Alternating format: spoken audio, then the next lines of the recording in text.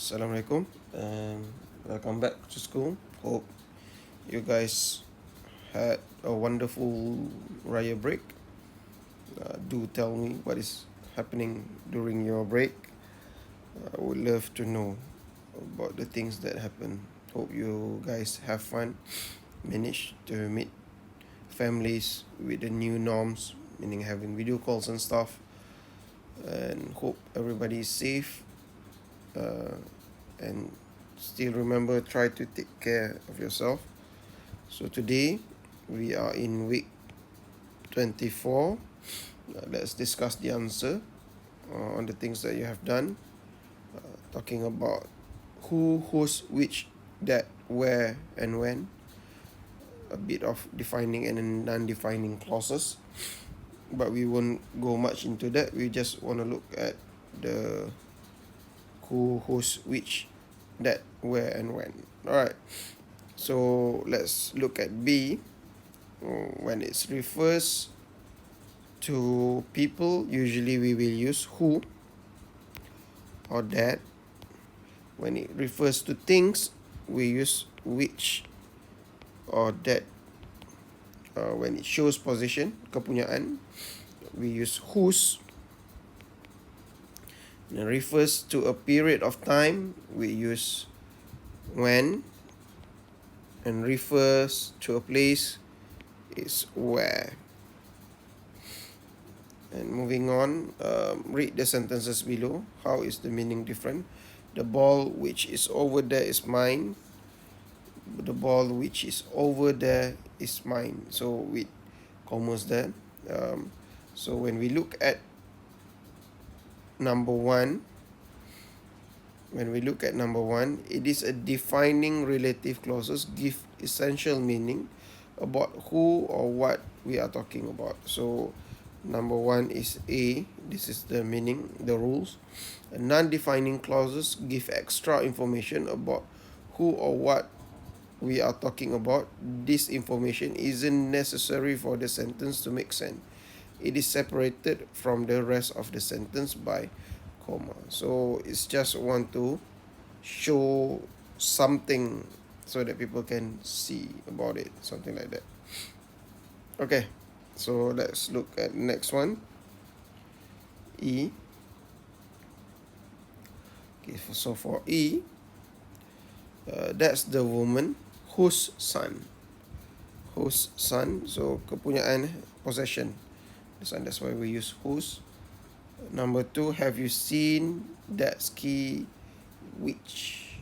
No, number two is which. I left on the sofa.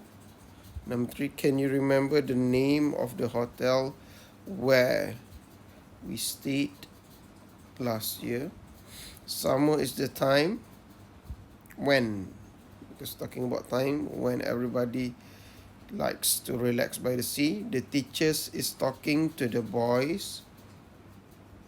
Number five is that always look scruffy. Okay, try to find the meaning what scruffy is and then write in the comment section down below.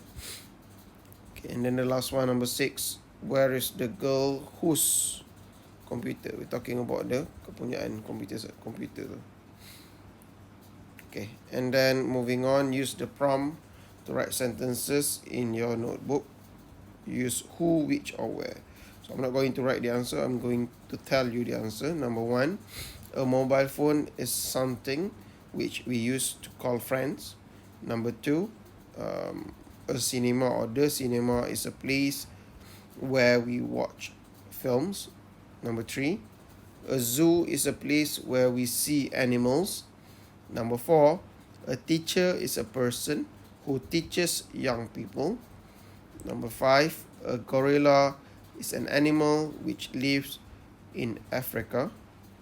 Number six, a doctor is a person who makes people feel better.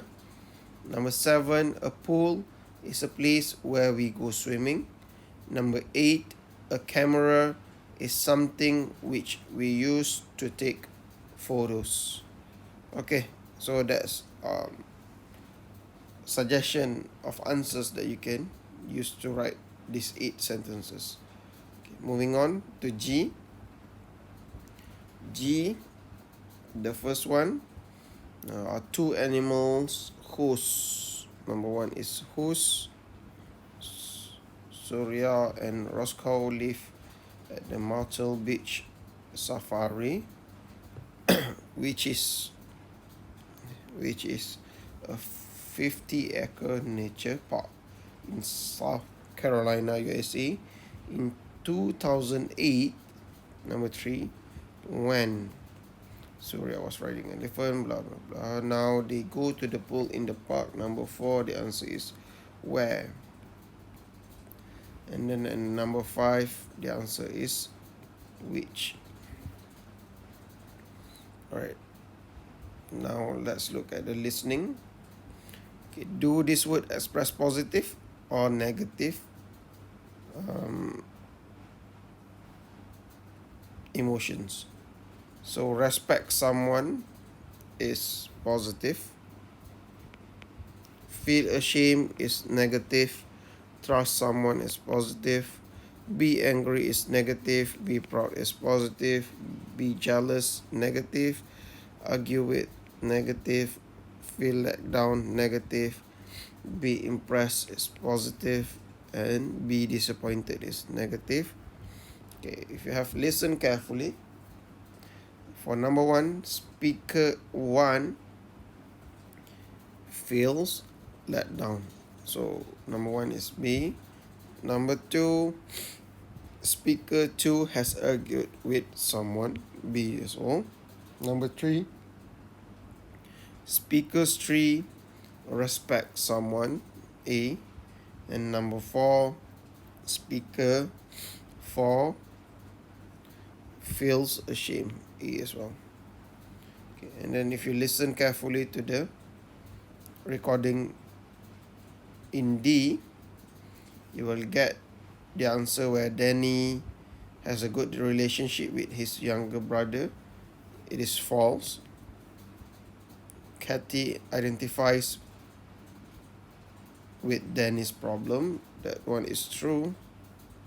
Danny's sister does not support him very much. This one is false. Number 4, Kathy's dad isn't interested in his child's problem. Number 4 is false. Number 5, Kathy sometimes feel embarrassed when she talks about her problem. This one is true. And then number 6 is false. Kathy has not got very good math exam result. Okay, so hope I want everyone to write in the comment section below how many do you get correct for D. And then for today's task, before I'm moving on to this task, I just want to remind you, you guys might be sitting for your midterm exam soon, but we will let you know on when and how you guys are going to answer the exam papers. So before that, let's do a bit of speaking. Look at D. Read number 1 to 6. You don't have to listen to it. Read number 1 to 6.